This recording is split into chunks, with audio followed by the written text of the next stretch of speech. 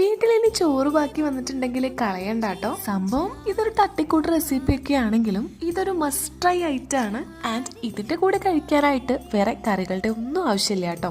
അപ്പോൾ ഒരു പാനിലേക്ക് വെളിച്ചെണ്ണ ഒഴിച്ചു കൊടുത്ത് കടുക് പൊട്ടിച്ച് കുറച്ച് നല്ല ജീരകം കൂടി ഇട്ട് കൊടുക്കുന്നുണ്ട്. ശേഷം അരിഞ്ഞു വെച്ചിട്ടുള്ള ഇഞ്ചി വെളുത്തുള്ളി മുളക് ഇട്ട് കൊടുത്ത് അതിന്റെ ഒരു പച്ചമണം മാറി വരുമ്പോഴേ ഉള്ളി ഇട്ട് കൊടുത്ത് പെട്ടെന്ന് വാടാനായിട്ട് കുറച്ച് ഉപ്പ് കൂടി ഇട്ട് കൊടുത്തിട്ടുണ്ട് കേട്ടോ. ഞാനിവിടെ ഇപ്പോൾ വലിയ ഉള്ളിയാണ് യൂസ് ചെയ്തിട്ടുള്ളത്.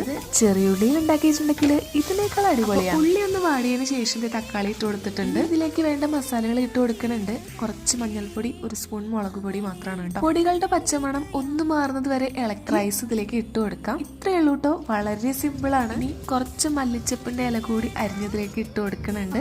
ഇത് ഇതുവരെ ട്രൈ ചെയ്യാത്തവരുണ്ടെങ്കിൽ ഒന്ന് ട്രൈ ചെയ്ത് നോക്കൂ കേട്ടോ. ഈ ഒരു റൈസിന് എന്തെങ്കിലും പേരുണ്ടോ എന്ന് എനിക്ക് അറിഞ്ഞൂടാ. എന്തായാലും ഇതൊരു മസ്റ്റ് ട്രൈ ഐറ്റം തന്നെയാണ്. എല്ലാവരും ട്രൈ ചെയ്ത് നോക്കൂ കേട്ടോ.